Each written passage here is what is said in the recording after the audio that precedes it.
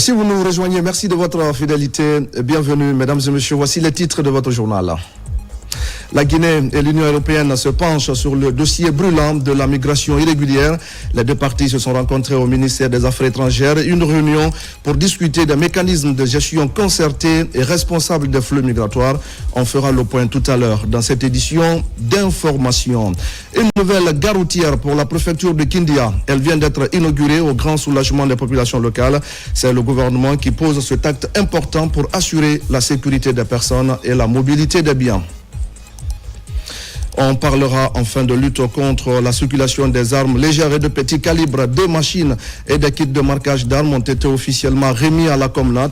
Un acte symbolique par lequel les autorités souhaitent renforcer la sécurité nationale et combattre la prolifération de ces armes.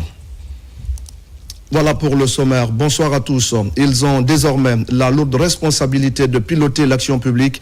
Ce matin, des passations de services ont officialisé la prise de fonction de plusieurs nouveaux ministres. Ils entrent en fonction dans un contexte marqué par de fortes attentes et des réformes prioritaires. Ils sont donc appelés à poursuivre les chantiers engagés et à impulser une nouvelle dynamique à la tête de leurs départements respectifs. Adjudant-chef Abakar Kamano, correspondant de la presse militaire. Animés d'un sentiment de gratitude, de joie et de fierté, les ministres de la nouvelle équipe gouvernementale suivent le cours normal de la cérémonie de passation des services et d'installation présidée par le ministre secrétaire général du gouvernement. Nommé à la tête du ministère de l'Éducation nationale, de l'alphabétisation, de l'enseignement technique et de la formation professionnelle, Alpha Bakar Bari est solennellement installé dans ses fonctions par le ministre Tamba Benoît Kamano. Permettez-moi donc, en vertu des pouvoirs qui me sont conférés, au nom de Monsieur le Premier ministre chef du gouvernement, de déclarer officiellement Monsieur Alpha Bakar Bari installé dans ses fonctions de ce nouveau ministère. Merci à tout le personnel avec qui au quotidien nous avons partagé les tâches. L'effort de grandir encore plus vous concerne tout aussi. La qualité de votre travail améliore le rendement de vos responsables. Enfin, à mon successeur, à Monsieur le ministre Bari, je vous souhaite pleine réussite dans votre tâche ardue. Permettez-moi, en toute humilité, d'exprimer ma profonde reconnaissance à l'endroit de son Excellence, Monsieur le Président de la République, Mamadi Doumbouya, chef de l'État, ainsi qu'au Premier ministre, Monsieur Amadou Riba, chef du gouvernement, pour l'honneur et le privilège qui m'ont été accordés de servir notre nation avec loyauté et déférence. Je tiens à réaffirmer devant vous mon engagement constant et indéfectible à poursuivre ce service avec rigueur et dévouement dans l'unique dessein de bâtir un avenir meilleur pour notre chère patrie, la République de Guinée. L'éducation étant au centre de tous les programmes, de toute la vision et de toutes les préoccupations et du président et des autres, j'estime que nous sommes en train de vivre une partie historique de notre développement. L'enseignement fondamental est primordial, crucial. Continuer les travaux dans ce domaine-là va permettre d'accélérer, de qualifier le reste. Je vous prends ici la garantie d'y travailler et d'y apporter toute mon énergie. Madame, vous avez fait votre travail, ce qu'on vous a demandé. Et comme dit le président, il n'y a pas plus grand honneur pour un citoyen que de servir. Vous avez servi du mieux que vous avez pu. Partez la tête haute. Vous serez félicité, vous êtes félicité et vous êtes remercié. Après avoir pris fonction au ministère de l'économie, des finances et du budget, la ministre Mariama Siré Sylla cède son fauteuil à Aminata Kaba, désormais ministre de l'Agriculture. C'est avec une émotion profonde que je me tiens devant vous aujourd'hui à l'occasion de cette cérémonie de passation de charge. Servir la terre de notre pays à la tête de ce département stratégique a représenté pour moi bien plus qu'une fonction. Ce fut une véritable mission, portée par la conviction et l'engagement. Pendant ces 6 mois, ce ministère a été ma maison et le monde rural ma boussole. Je passe aujourd'hui le témoin à ma sœur Aminata Kaba avec fierté, consciente d'avoir servi un secteur fondamental pour notre économie.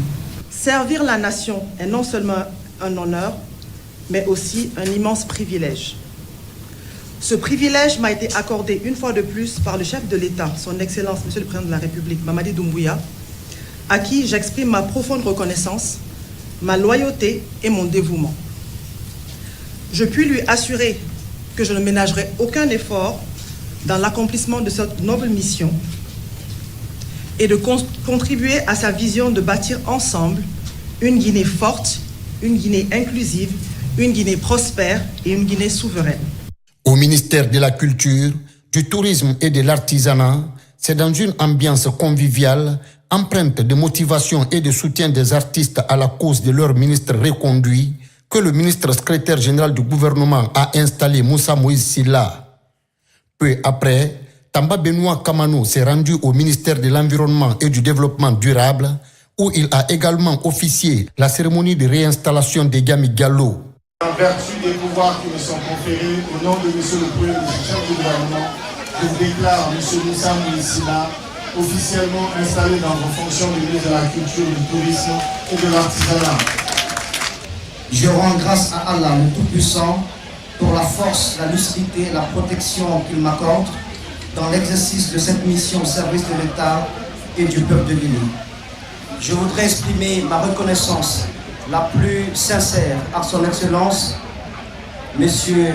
Mamadi Doumbouya, chef de l'État, pour la confiance renouvelée qu'il place à ma modeste personne. Cette reconduction n'est pas un privilège, elle est un engagement renouvelé, une exigence accrue, une invitation à faire mieux, plus juste et plus utile pour la Guinée. L'environnement n'est pas un secteur isolé. Il constitue une dimension transversale de toutes les politiques publiques. La Guinée ne peut envisager un développement durable et inclusif sans une gestion responsable de ses ressources naturelles. Dans ce contexte, le suivi environnemental des projets de développement se poursuivra avec exigence. Notre ambition est claire, faire en sorte que le développement économique de notre pays se conjugue avec la préservation de l'environnement, la protection de la biodiversité et la sécurité des communautés, conformément à la vision du chef de l'État. Dans le même ordre d'idées, le chef de la diplomatie guinéenne, Dr Mourisanda Kouyaté, et El Hadj Karamo Diawara, ministre secrétaire général aux affaires religieuses, ne sont pas restés en marge de la cérémonie de passation de services et d'installation des ministres promus. Ma gratitude va avec une profondeur particulière à son Excellence le Président de la République, le général Mamadi Doumbouya, pour la confiance constante. Pour moi, la confiance n'a pas été renouvelée, elle est restée constante. Qu'il me témoigne en m'appelant une fois de plus à ses côtés dans des moments décisifs de l'histoire de notre chère Guinée. Je rends louange à Allah, le Tout-Puissant, le Créateur de l'univers. Et j'implore sa grâce divine qui a doté la Guinée un président visionnaire, stratège, humain, solidaire et reconnaissant. Ensuite, je voudrais profiter de cette occasion solennelle, exprimer ma profonde gratitude, un sentiment de joie, de reconnaissance, de satisfaction, de responsabilité, de redevabilité, de rigueur. Après leur installation officielle dans leur nouvelle fonction à la présidence de la République, Fana Souma et Rose Paula Prissimo passent le témoin à Mourana Souma, nouveau ministre de la Communication, de l'économie numérique et de l'innovation. Conformément aux pouvoirs qui me sont conférés, au nom de M. le Premier ministre, chef du gouvernement, je vous déclare officiellement installé dans vos fonctions de ministre de la Communication, de l'économie numérique et de l'innovation du tout premier gouvernement de la Ve République. Je vous félicite et que Dieu vous guide, qui vous donne la force et l'énergie nécessaires de conduire cette noble mission. Mes remerciements à l'ensemble de la presse guinéenne. public comme privé sans distinction. J'aimerais saluer le courage et le professionnalisme de ces acteurs dont la contribution est fondamentale dans la construction de notre patrie. Je souhaite également plein succès à mon frère et ami, M. Moulana Souma, pour la nouvelle mission. Lorsque nous avons engagé les réformes au sein de ce département, avec l'appui déterminant des cadres et des équipes, les grands chantiers du ministère des Postes, des Télécommunications et de l'économie numérique, le choix a été clair, passer des intentions aux infrastructures. Je souhaite plein succès au ministre entrant et forme le vœu que ce ministère unifié demeure l'un des piliers les plus solides de la modernisation et de l'émergence de notre pays, la République de Guinée. Que Dieu bénisse la Guinée, que Dieu bénisse notre chef d'État, que Dieu bénisse tous ses fils et filles. Dans le secteur de la communication et des médias, notre ambition est de consolider un paysage médiatique professionnel, crédible et responsable. Nous poursuivrons la modernisation des médias du service public, le renforcement de leur couverture sur l'ensemble du territoire national en termes chiffrés, soit une quarantaine de radios rurales et qui sont donc en voie d'amélioration pour un basculement vers le numérique. Tout comme les précédents, les autres membres du gouvernement de la Ve République seront eux aussi installés à tour de rôle dans leurs nouvelles fonctions. Dans l'actualité encore, je le disais tout à l'heure au sommaire de ce journal, audience au ministère des Affaires étrangères. Une délégation de l'Union européenne a rencontré le chef de la diplomatie guinéenne.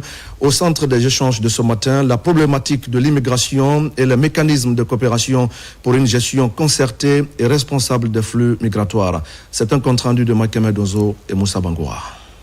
Le but de cette rencontre est d'ouvrir un couloir de négociation et de concertation sur la question migratoire. L'Union européenne veut freiner le flux de Guinéens sur son territoire à travers une solution pérenne. Côté guinéen, le chef de la diplomatie estime que les réflexions doivent être poussées pour aboutir à quelque chose de concret dans le respect de la dignité des compatriotes. Nous sommes conscients que c'est une perte pour notre nation, pour notre pays. C'est pourquoi nous allons travailler avec vous pour trouver des solutions pratiques, pragmatiques. Avec les cadres, voyez, mais à la limite de la dignité de nos concitoyens. La dignité. Mettons derrière nous ces images regrettables de gens menottés, jetés dans des charters, humiliés. Les identifications par téléphone cellulaire ne marcheront pas. Soyons sûrs, soyons d'accord sur ça. On ne peut pas, il s'agit de la dignité et des droits des personnes. On ne peut pas au détour d'un téléphone dire vous le reconnaissez, alors mettez-le dans le charter, non. L'Union européenne veut passer à la vitesse supérieure dans la lutte contre l'immigration clandestine. L'institution veut une réponse rapide et brandit l'article 25 de ces textes qui fixe des restrictions sur le traitement des dossiers de visa. Nous aspirons à ce que cette réunion technique, vous l'avez rappelé, nous permette de traiter les sujets, mais au-delà du constat des blocages, de définir le chemin et la solution qui permet de résoudre les difficultés. Donc nous sommes très heureux de cette occasion que vous nous donnez ici même au ministère des Affaires étrangères d'avoir cette session parce que nous aspirons à la coopération la plus efficace possible avec la Guinée, y compris sur ce sujet des migrations, y compris sur ce sujet difficile du retour des Guinéens en situation illégale en Europe.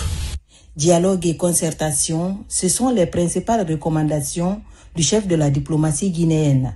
J'ai vu dans la presse que l'Union européenne menace la Guinée parce que si la Guinée ne fait pas ceci, on ne donne pas les visas aux Guinéens et tout. Non. Les villageois, les 99% des Guinéens ne veulent pas aller en Europe. Ça, il faut le savoir. C'est une infime partie qui veut partir. Donc, ça ne nous effraie pas. Là, on va faire l'article 25. Les visas vont durer. Si les visas durent, nous aussi, les visas dureront chez vous. Et ça, ce serait malheureux qu'une institution aussi importante dans le monde soit en conflit avec notre pays. Ce n'est bon ni pour l'Union européenne, ni pour la Guinée. Évitons cela. Travaillons et rien ne sera restreint. Cette rencontre s'inscrit dans une dynamique de dialogue et de coopération renforcée entre la Guinée et l'Union européenne. Les deux parties réaffirment leur volonté commune de lutter contre l'immigration irrégulière tout en favorisant des solutions durables. Au même moment, la Guinée a rendu hommage à la mémoire des migrants disparus sur les routes périlleuses de la migration irrégulière. Une commémoration à l'initiative de l'organisation guinéenne de lutte contre la migration irrégulière à travers des échanges poignants avec des familles endeuillées et la publication de témoignages bouleversants. Un moment de recueillement, mais aussi de sensibilisation, comme le montre ce reportage de Marwan Kamara et son enseignant. Ils sont des centaines, parfois des milliers, des jeunes Guinéens à avoir quitté leur terre natale, portés par l'espoir d'un avenir meilleur et qui ne sont jamais revenus. Aujourd'hui, les familles, les acteurs de la société civile et les responsables des mouvements associatifs se rassemblent pour se souvenir. Une journée de commémoration dédiée à la mémoire des migrants guinéens disparus à travers les routes périlleuses du désert et de la mer. Aujourd'hui, nous sommes là pour évoquer cette situation, de parler de comment les familles sont impactées, socialement, économiquement et même au niveau de la santé. À tout moment, moi seul, je me mets à pleurer malgré mon âge, je n'arrive pas à résister. Quand je pense à mon enfant, c'est mon enfant là qui m'a sauvé de la mort. Parce que sa maman a voulu me percer d'un couteau dans mon estomac ici. C'est lui que Dieu a amené comme l'ange Gabriel pour retirer le couteau. Donc il est venu me sauver et lui, il a disparu. Je ne sais où il est actuellement. Une occasion mise à profit par l'Organisation guinéenne de lutte contre la migration irrégulière pour publier des rapports issus des enquêtes de terrain réalisées auprès des parents de migrants disparus. Des documents qui retracent les parcours, les disparitions, mais aussi les conséquences psychologiques et sociales laissées derrière chaque départ sans retour. 2024, c'est cette année que le rapport a été publié à l'occasion de 6 février, parce qu'il fallait écouter pour savoir combien de fois les familles souffrent, qu'est-ce que les familles font, comment ils font les deuils, comment ils font pour la recherche. Nous réaffirmons notre engagement aujourd'hui en ce jour solennel de diligenter ces demandes dans les règles et les procédures et dans les meilleurs délais pour pouvoir répondre à ces questions d'assistance. Initiée par l'OGLMI, cette journée commémorative vise à sensibiliser la jeunesse guinéenne sur les risques liés à la migration clandestine et à promouvoir des alternatives locales durables. L'État et le secteur privé disposent désormais d'un nouvel instrument de lecture de l'économie nationale. Il s'agit de l'indice de confiance des entreprises de Guinée, un outil récemment lancé pour mesurer les tendances en matière d'emploi et d'investissement. C'est aussi un outil destiné à renforcer le dialogue public-privé sur des bases concrètes. Explication, Ternon Ousmane Diallo. Avec le lancement de la première édition de l'indice de confiance des entreprises de Guinée, ICON, la Guinée dispose d'un nouvel atout qui vient contribuer au développement du climat des affaires. Mise en place par Falémé Conseil, dirigé par l'ancienne ministre de l'économie et des finances, Malado Kaba, cette initiative répond à un besoin des entreprises et vient en appui à l'État dans la prise de décision. Alors ICON, c'est une enquête qui consiste en un sondage auprès des entreprises de notre pays. Donc nous comptons le faire chaque semestre, envoyer une série de questionnaires qui couvrent différents types de questions, l'environnement économique général. Donc cet indice global qui permet d'être un signal au gouvernement, mais aussi au secteur privé, et qui se veut aussi être, et surtout à mon avis, un outil de dialogue entre les pouvoirs publics et le secteur privé. Nous sommes convaincus que la confiance dans l'entreprise, c'est comme une infrastructure. Et la confiance, elle se construit sur des données fiables, lisibles et partagées. Et nous pensons que ICON apporte un signal clair sur ce plan. À travers les données collectées et régulièrement actualisées, l'indice ICON va apporter une contribution de qualité dans la mise en œuvre des politiques de développement et faciliter l'orientation des investissements privés vers des secteurs porteurs où le besoin se fait sentir. La CGGI est convaincue qu'un dialogue économique efficace et durable doit reposer sur une base essentielle, des données fiables, partagées et régulièrement actualisées. J'ai l'habitude de dire que ce qui n'est pas évalué n'est pas exécuté. Et l'évaluation nécessite des données. Et ce que vous faites actuellement procède de la collecte et de la mise à disposition des données pour des prises de décision. Ce que vous faites donc est d'un apport inestimable. L'analyse des données tirées de l'indice de confiance des entreprises de Guinée va aussi permettre d'anticiper certains chocs et mieux valoriser les différentes performances. Nous allons prendre maintenant la direction de Kigali, au Rwanda, où se poursuivent les travaux de la 20e édition du Conseil de concertation et de dialogue pour une gouvernance inclusive. Cette initiative, devenue une tradition, est présentée comme un modèle africain de gouvernance au service des populations. Un accent est ainsi mis sur la transparence et l'équité. Sur place à Kigali, notre envoyé spécial, Abdul Karim Kamara. Dans la région des Grands Lacs, en Afrique, la gouvernance pleinement au profit du peuple prend une nouvelle dimension, celle participative et inclusive qui s'impose à tous les esprits de la manière la plus évidente. Caractérisée par des interactions, cette gouvernance est incarnée par le Rwanda depuis 20 ans. Ici, le peuple rentre en contact direct avec ses dirigeants pour parler sans tabou des questions de développement. Cette année, plusieurs pays africains sont invités à travers les médias à participer à ce Conseil national du dialogue, ici présidé par le président Paul Kagame et retransmis en direct dans tout le pays. Nous avons atteint beaucoup de choses satisfaisantes, mais nous avons encore du chemin à faire pour pouvoir construire le Rwanda que nous appelons de nos voeux.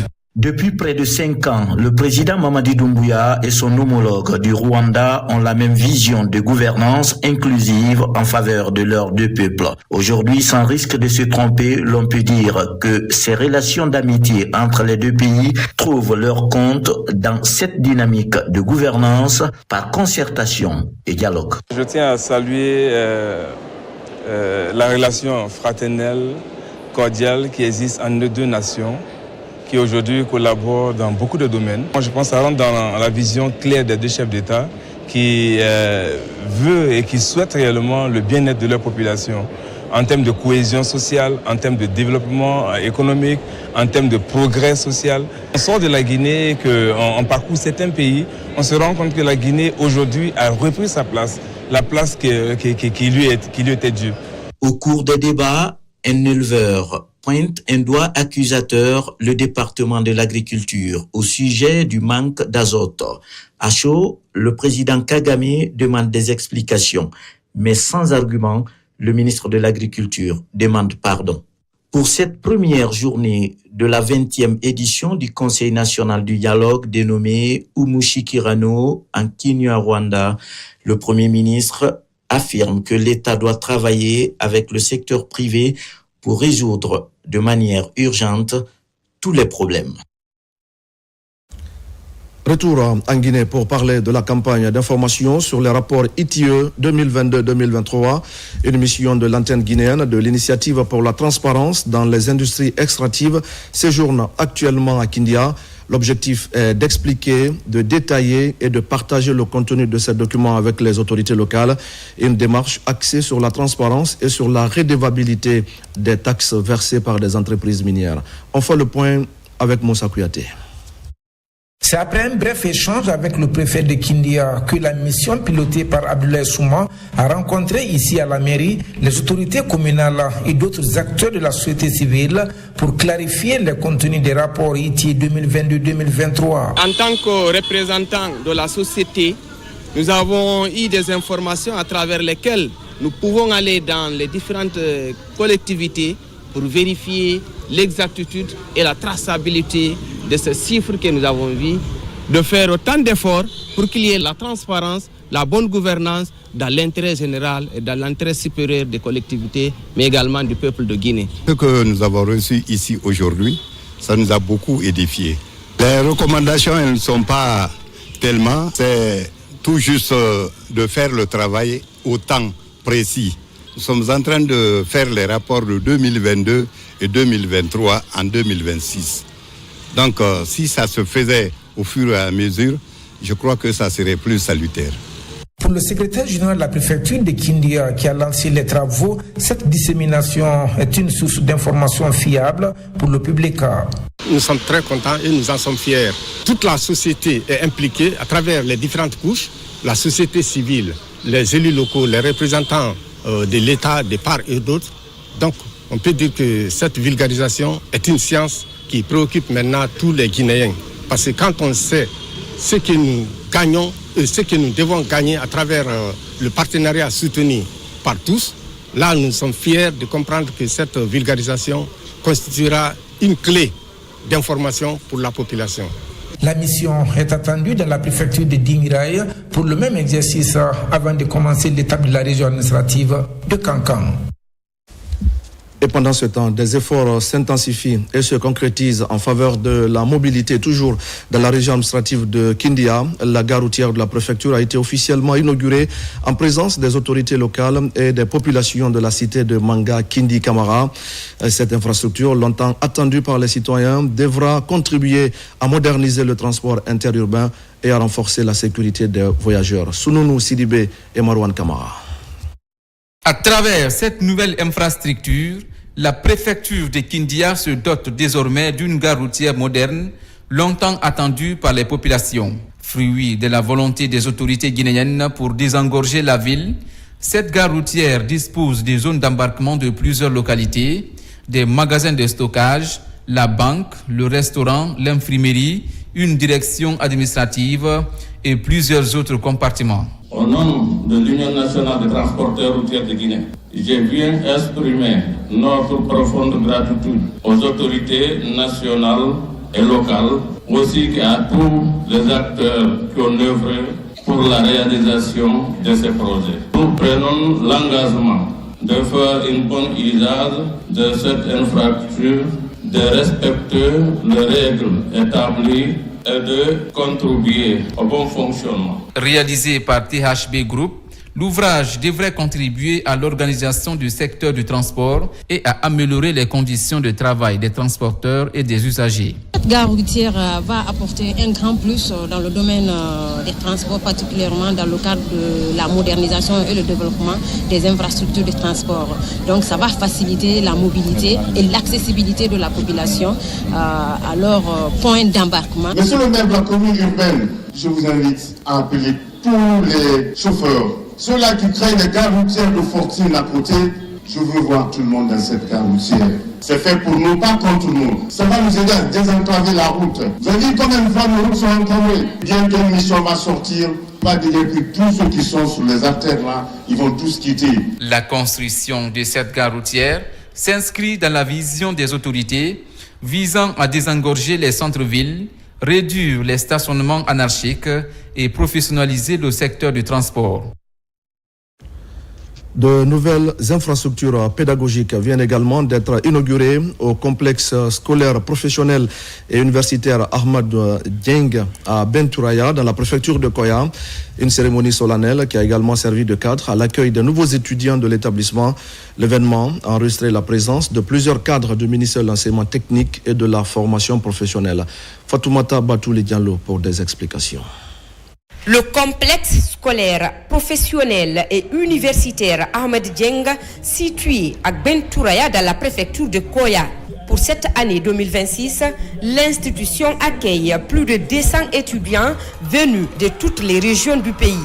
Pour offrir une formation de qualité à ces nouveaux étudiants dans certains domaines de la santé, 2 centres d'apprentissage scientifique et technique sont inaugurés. L'objectif principal de cette cérémonie ce matin, c'est l'inauguration de notre centre d'apprentissage, un centre d'application biomédicale au niveau du professionnel et à l'université. Nous avons aussi l'inauguration de notre centre de pâtisserie, d'hôtellerie et de tourisme. Ce que l'Institut vient de faire aujourd'hui découle des instructions données par la Direction nationale de l'enseignement technique et de la formation professionnelle privée. Car la formation en enseignement technique, rien ne vaut plus que la pratique. Et qui dit pratique, dit équipement. Donc équipement d'apprentissage. À travers la réalisation de ces centres d'apprentissage professionnel, les responsables de l'Institut ambitionnent d'améliorer la formation pratique et théorique pour rehausser le niveau d'apprentissage des apprenants. À la fin de mon cycle, mon parcours universitaire, que je puisse décrocher un job avec mes potentialités que j'aurai accueillies dans l'établissement. À Bentouraya, le complexe scolaire, professionnel et universitaire Ahmed Dieng réaffirme son engagement à offrir un cadre de formation moderne et adapté aux exigences du système éducatif. À cette occasion, les responsables ont rappelé la vision de l'établissement axée sur la qualité de l'enseignement et la formation des techniciens qualifiés pour répondre efficacement aux besoins du marché de l'emploi. Et puis c'est le retour à l'école pour les enseignants de la 6e année de la commune de Matoto. Il a bénéficié d'un renforcement des capacités axé sur les nouvelles méthodes d'enseignement du français et du calcul. Une initiative portée par la direction communale de l'éducation avec un objectif clair, rehausser le niveau pédagogique des enseignants pour améliorer la performance des élèves. C'est un compte-rendu de Moussa Bangoura. La qualification du personnel enseignant au niveau de l'élémentaire, une des priorités de la direction communale de l'éducation de Matoto. Après ceux des classes préparatoires, c'est au tour des maîtres de la 6e année de bénéficier de cette session de remise à niveau. Après chaque examen, c'est en calcul et en français que le bas blesse. Même les élèves admis, on verra que les notes ne sont pas comme ça. Cela veut dire qu'il faut renforcer la capacité des enseignants dans ces deux matières. Raison pour laquelle la direction communale, à travers les cadres compétents et moi, on se focalise pour renforcer effectivement la capacité des enseignants, des maîtres qui enseignent ces enfants. C'est une initiative qui est à saluer, qui est du département, parce que nous, aujourd'hui, on est en train de chercher à renforcer l'ensemble des enseignants, mais aussi le primaire. Ça fait partie de la vision aujourd'hui de renforcer l'enseignement-apprentissage à la base. Outre les maîtres de la 6e année, les délégués scolaires, directeurs d'école et chargés de la pédagogie dans les établissements scolaires publics et privés de Matoto ont été aussi touchés par ces modules de formation. Cette formation, c'est très important et puis ça va beaucoup aider les enfants. Surtout les enseignants qui vont pour la correction là, ça va leur permettre de mieux faire encore. Notre boulot, c'est de restituer ce qu'on nous a fait apprendre à travers nos formateurs, de rendre aux élèves ce qu'on nous a appris pour qu'ils puissent être compétitifs. Pour un enseignement de qualité, des engagements sont pris de part et d'autre afin de corriger toutes les lacunes dans les différentes matières enseignées. À Bokeh, nous sommes en pleine zone minière. Le consortium SMB Winning renforce son action sociale au profit des communautés riveraines avec un accent particulier sur l'éducation. À Malapouya, dans le district de Hafia, une école primaire entièrement réhabilitée a été remise aux autorités locales et aux populations. Une infrastructure moderne, symbole concret de la politique de responsabilité sociale portée par le groupe minier. C'est un reportage de Moussa Namina Keita et Mamadi Terna Kamisoko. C'est un jour historique pour le petit district de Hafia. Longtemps attendu, ce moment marque un véritable tournant pour la communauté. Désormais, 164 élèves, dont 74 filles, répartis entre le CP1, le CP2 et le CE1, étudient dans une école entièrement réhabilitée, moderne et équipée. C'est pour permettre à nos enfants d'accéder à une formation de qualité, en garantissant leur avenir et les mettre à l'abri ou à couvert des traverses sociaux. Cette école que nous inaugurons aujourd'hui n'est pas seulement un ensemble de bâtiments. Elle est avant tout un symbole d'espoir, de progrès et d'avenir pour nos enfants et pour toute la communauté de Hafia. La réhabilitation de l'école élémentaire de Hafia dans la sous-préfecture de Malapouya s'inscrit dans la dynamique de mise en œuvre du plan d'action 2025 de l'entreprise. À travers cet accompagnement, les communautés riveraines du corridor ferroviaire d'Apilon-Santou sont désormais placées au cœur des priorités des partenaires miniers. Comme nous savons, les enfants, c'est de l'avenir pour la communauté de Hafia, pour la communauté de Malapouya, même pour le pays de la Guinée et pour le monde aussi. Donc, nous espérons les enfants respectent la chance pour faire votre effort dans l'avenir. Une belle école sans élèves assidus ou sans enseignants dévoués ne reste qu'un bâtiment. J'exhorte donc aux parents d'élèves de Hafia de veiller à ce que chaque enfant en âge scolaire soit en classe. Avec cette école rénovée, de nouvelles perspectives s'ouvrent pour les enfants de Hafia. Le projet vient également renforcer la collaboration entre l'État et les entreprises minières au service d'une éducation de qualité et d'un développement plus inclusif. Merci à Mamadi Terna, à Kamisoko. Dans le reste de l'actualité, je le dis également au sommet, renforcer la sécurité nationale et lutter efficacement contre la prolifération des armes légères et de petit calibre. C'est l'ambition clairement affichée par la chaîne de commandement militaire du pays. Et pour traduire cette volonté en actes concrets, 2 machines et des kits de marquage d'armes ont été officiellement remis à la Comnat. Un acte symbolique rendu possible grâce à l'appui des partenaires étrangers. Adjudant-chef Mamadou Aliou-Bari de la presse militaire. L'Afrique subsaharienne demeure l'une des zones les plus affectées par le phénomène d'insécurité. En 2025, la circulation des armes légères et de petit calibre en Afrique de l'Ouest reste un moteur clé de l'insécurité, alimenté par des conflits persistants dans le Sahel et une prolifération transfrontalière incontrôlée. Pour freiner ce fléau, la République fédérale d'Allemagne, à travers le Centre international de Bourne pour l'étude des conflits, BIC, et la Communauté économique des États de l'Afrique de l'Ouest, CEDEAO, offre des machines et des kits de marquage aux forces armées guinéennes. Dans un monde où les défis en matière de sécurité sont de plus en plus complexes, surtout en Afrique de l'Ouest en ce moment, il est impératif que nous disposions des outils nécessaires pour garantir la traçabilité de nos équipements militaires.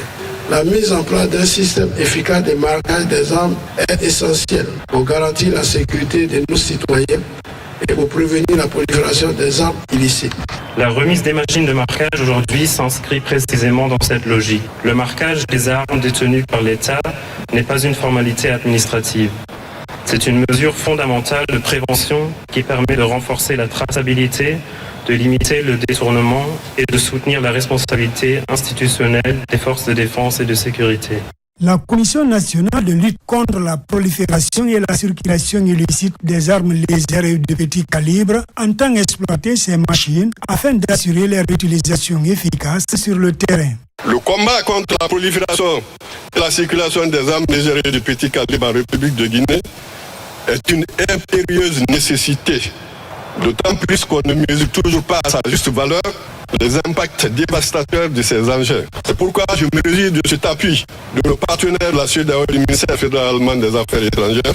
L'Allemagne, en tant que partenaire, comprend que la prolifération incontrôlée des armes légères et de petit calibre demeure l'un des principaux facteurs d'insécurité en Afrique de l'Ouest.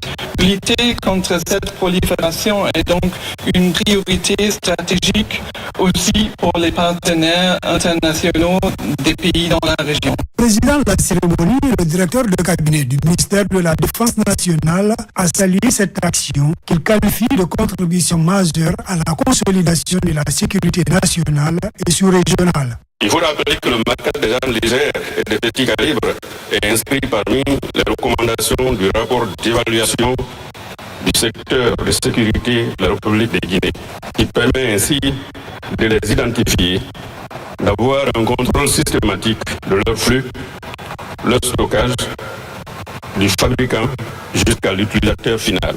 Le contrôle efficace des armes légères et de petit calibre est de nos jours une condition essentielle pour la consolidation de la paix et de sécurité dans les États respectifs.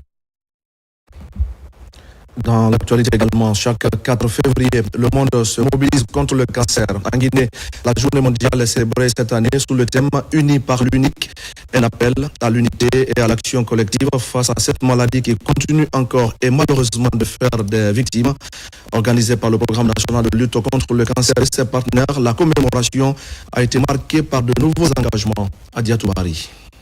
À l'initiative du Programme national de lutte contre le cancer, cette journée est marquée par des activités sportives de sensibilisation.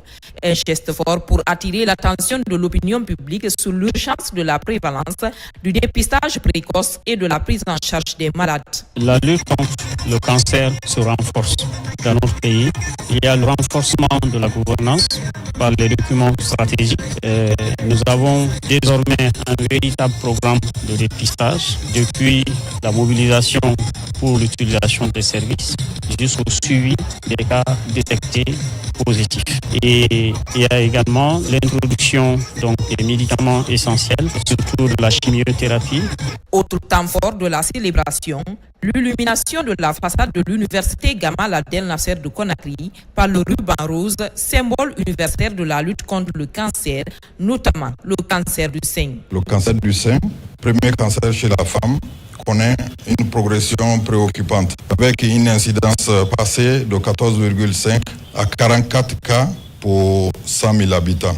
Cette évolution souligne l'urgence de renforcer les stratégies de prévention et de dépistage précoce, de diagnostic et de prise en charge intégrée. Les partenaires techniques et financiers engagés aux côtés du ministère de la Santé réaffirment également leur soutien au programme national de lutte contre le cancer afin de relever les nombreux défis qui entravent la lutte.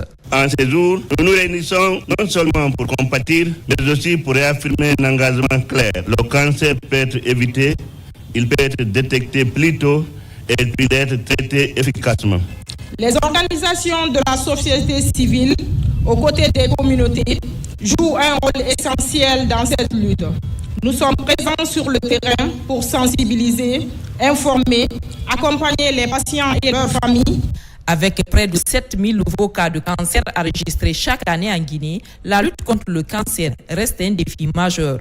À travers cette célébration, autorités sanitaires, partenaires et populations se disent unis par l'unique, sauver des vies et faire reculer la prévalence de la maladie. À Matoto, les conseillers communaux étaient réunis en session budgétaire. Plusieurs projets de développement ont été examinés pour l'occasion. La rencontre a permis de jeter les bases du budget primitif de la commune pour l'exercice 2026. Mamadou Saliouba commente les images de Saliou Bangoura. Au siège de la mairie de Matoto, les conseillers communaux se retrouvent autour des grandes problématiques de développement local. Sur la table, plusieurs projets, notamment la restauration des marchés de Guerpi et l'assainissement. Les débats sont essentiellement axés sur l'élaboration du budget primitif de la commune pour l'exercice 2026. Un document clé qui fixe les priorités d'action de l'exécutif communal. Nous sommes retrouvés en session d'orientation avec l'avis des uns et des autres pour tenir en compte les préoccupations en matière d'embellissement, de sécurisation et de reconstruction des marchés à un nouveau standing pour mettre nos citoyens dans toutes les conditions requises. L'État, en tant que puissance publique chargée de la territorialisation de toutes les politiques publiques, dont la mise en œuvre doit être assurée par nous en tant qu'autorité de proximité. Le budget primitif de la mairie de Matoto pour l'exercice 2026 s'élève à plus de 298 milliards, répartis sous plusieurs projets d'intérêt communautaire. Ce budget primitif s'inspire du plan annuel d'investissement de la commune de Matoto, un outil de planification stratégique qui met l'accent sur l'amélioration durable des conditions de vie des populations à travers des projets concrets adaptés aux réalités locales. Nous devons faire en sorte que, parallèlement à notre grande capitale, que notre commune ressemble à une très belle commune. Et pour ça, le cadre de vie fait partie de nos priorités et surtout la rénovation de notre bloc principal. D'autres micro-projets qui gravitent, qui vont être entraînés dans nos efforts de réalisation. Avec ce budget 2026, la commune de Matoto affiche sa volonté de traduire les attentes des citoyens en actions concrètes faisant du développement local une priorité partagée. La première session du conseil administratif de Dubreka s'est également achevée sur une note d'espoir. Pendant 3 jours, administrateurs préfectoraux, partenaires techniques et représentants de la société civile ont mobilisé leurs idées autour d'un même objectif: impulser le développement local. Au cœur des échanges, l'identification de priorités majeures et de pistes d'investissement concrètes pour répondre aux attentes des collectivités. Abakar Diaby et Mohamed Saliou Bangoura. Lancés il y a quelques jours, les travaux de la première session du conseil administratif préfectoral de Dubreka viennent d'être bouclés. À ce rendez-vous annuel, plusieurs points importants sont débattus, dont la feuille de route pour le développement local. Dans la salle polyvalente de l'Institut supérieur des arts Morikanté de Dubreka, cadres préfectoraux, services techniques et partenaires ont passé au crible le fonctionnement de l'administration locale, saluant les acquis tout en traçant des pistes concrètes pour l'avenir. Nous avons parlé aussi de notre budget qui va s'équilibrer en recettes et dépenses à la somme de 7 milliards 282 millions 365 022 000 francs guinéens. La tenue de cette session a été vraiment une très belle chose. Il fallait vraiment l'organiser pour faire l'état des lieux, assainir, faire des recommandations en vue d'avancer pour que l'administration publique soit proche des citoyens. Durant ces débats, l'accent est mis sur des enjeux cruciaux pour les 7 collectivités de Dubreka. Les participants ont évalué les performances de l'exercice 2026 tout en identifiant les stratégies fiables comme les progrès en mobilisation des recettes locales et les faiblesses en redevabilité administrative. Nos recommandations n'être que le suivi, mettre une équipe en place de suivi et évaluation permettant quand même de faire face à des problèmes. Ici, les discussions ont abouti à la production d'un rapport synthèse qui prend en compte des recommandations énumérées. Il s'agit notamment d'optimiser la mobilisation des ressources internes, améliorer la qualité des services publics et consolider les liens et l'esprit d'équipe entre acteurs locaux. Et puis cette bouffée d'oxygène au cœur de l'école primaire du quartier Béanzin dans la commune urbaine de Bessia. Les responsables et les élèves disposent désormais d'eau potable directement dans la cour de leur établissement. Un forage réalisé grâce à l'appui de l'ONG Rotaract Club de Conakry et qui met fin à de longues difficultés d'accès à cette ressource vitale. Nabi Kamara. Le Rotaract Club de Conakry poursuit ses œuvres de bienfaisance dans le pays. Dans la commune urbaine de Bessia, il vient de réaliser un forage à l'école primaire de Béanzin. Un geste humanitaire qui comble un vide dans cet établissement de plus de 2000 élèves. L'école compte plus de 2018 élèves et depuis sa création, ils n'avaient pas d'eau. Et à travers ce don, ça va leur permettre, le temps consacré à la recherche d'eau sera réduit. Ça va aussi permettre d'adopter les bonnes hygiènes scolaires et aussi de leur éviter des maladies hydriques. Encadreurs et élèves de l'école primaire de Béanzin sont comblés de joie et restent reconnaissants envers Rotaract Club de Conakry qui leur offre ainsi la possibilité d'accéder pour la première fois à l'eau potable dans leur cours. L'école a eu de l'eau et vraiment nous sommes très contents, très contents. Et les enfants et moi, nous sommes vraiment très ravis. Je suis très contente d'avoir ce bijou à mon temps. Dieu merci. Je remercie l'ONG, je remercie le président de la République parce que si tu nous vois dans ça aujourd'hui, c'est grâce à lui. Je le remercie très sincèrement et nous prions Dieu que nous puissions gérer ce forage-là en bon escient. Pour Rotaract Club de Conakry, la réalisation de ce forage dans la cour de l'école primaire de Béanzin a été possible grâce à l'appui de ses partenaires comme Rotaract Club de Bamako. Et c'est également une bonne nouvelle pour les muezzins, patriarches et 4 communicants de la préfecture de Mandiana. Ils viennent de recevoir des motos pour faciliter leur déplacement, un appui d'un fils du terroir pour soutenir l'engagement constant de la maman du chef de l'État à propager les valeurs citoyennes et religieuses à travers le pays. Yamokaba. Au rythme d'une cérémonie à forte portée religieuse, 3 corporations se donnent rendez-vous pour une justice sociale sans distinction.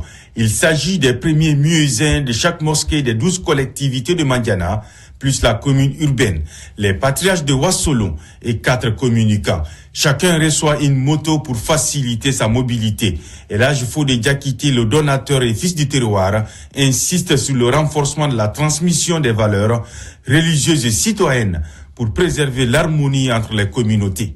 Il y a eu une particularité qui a attiré l'attention de tout le monde, c'est celle des muezzins, que nous pensions difficilement à eux. Et c'est eux qui sortent très tôt le matin à l'aube, nuitamment, pour procéder à l'appel de la prière. Quand Elhadji Fodé Diakité, au nom du président de la République, au nom de la famille présidentielle, pense à ceci-là, ça c'est une fierté. En recevant aujourd'hui ces motos, on oublie le mauvais souvenir. À tout moment, on était en retard quand il s'agit de retrouvailles religieuses.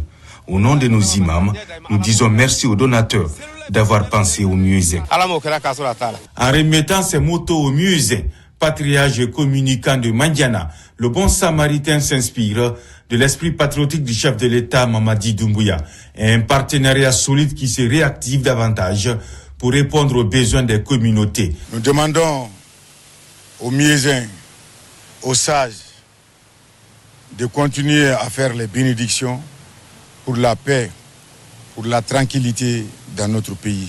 Ces bénédictions qui ont été faites par eux, ils viennent de profiter des fruits de ces bénédictions.